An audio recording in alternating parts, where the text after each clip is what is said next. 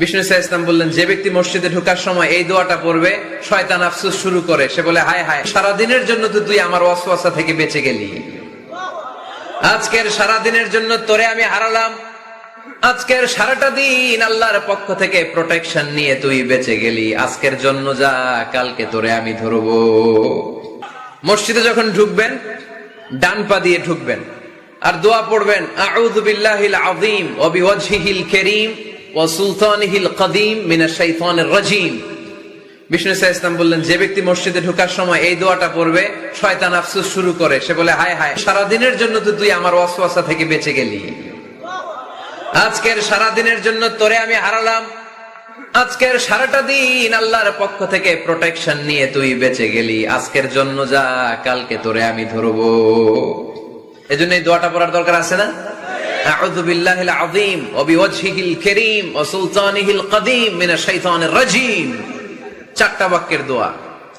মুখস্থ করতে কষ্ট হলে যে ইউটিউবে চলে যাবে আজকেই, ওখান থেকে শুনে আপনারা মুখস্থ করে নেবেন, এই দোয়াটা পড়বেন, তাহলে ওই দিনের জন্য শয়তানের ওয়াসওয়াসা, টেম্পটেশন, প্রভোকেশন থেকে আপনি আল্লাহ তাআলার প্রোটেকশনে চলে গেলেন। সুবহানাল্লাহ পড়েন।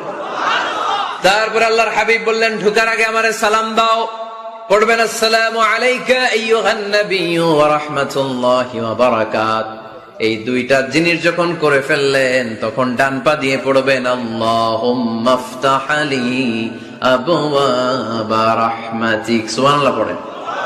আল্লাহুম্মা ইফতাহ লি, ও আল্লাহ, আমার জন্য তুমি খুলে দাও আবওয়াবা রাহমাতিক, তোমার রহমতের দরজা। তার মানে মসজিদে ঢুকলে রহমত পাওয়া যায় কি যায় না? মসজিদে ঢুকলে পাওয়া যায় রহমত, মসজিদের বাইরে রহমতের কথা আল্লাহ বলে নাই, মসজিদের ভিতরে রহমত। কোথায় রহমত? কোথায়? মসজিদের ভিতরে রহমত আছে না? তার প্রমাণ, মসজিদে ঢুকলেই শান্তি লাগে কেমন জানি, আর ঘুমে ধরে। মসজিদে ঘুমাইছেন কারা কারা দেখি? সবাই ঘুমাইছেন? আরে আমি কত ঘুমাইছি, জুমার নামাজের সময় যে কি ঘুম আসে, আসে আসে, কমন পড়ছে, একেবারে কমন পড়ে গেছে, ঘুম আসে, কারণ রহমত, রহমতের ঝিরি ঝিরি বাড়িধারা আল্লাহ তাআলা আরশের উপর থেকে নাজিল করতে থাকে, আর এই রহমতের কারণে হৃদয়টা প্রশান্ত হয়ে যায়, অনেকের ঘুমও চলে আসে, ঠিক কি না?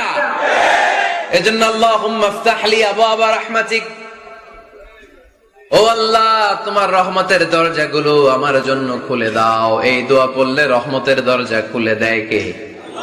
আবার মসজিদ থেকে যখন বের হবেন, তখন কোন পা দিয়ে? জোরে বলেন। বাম পা দিয়ে কি পড়বেন? আল্লাহুম্মা ইন্নী আসআলুকা মিন ফাদলিক, ও আল্লাহ, তোমার কাছে আমি তোমার পক্ষ থেকে ফদল চাই, মানে রিজিক চাই, রিজিক দেওয়ার মালিক কে?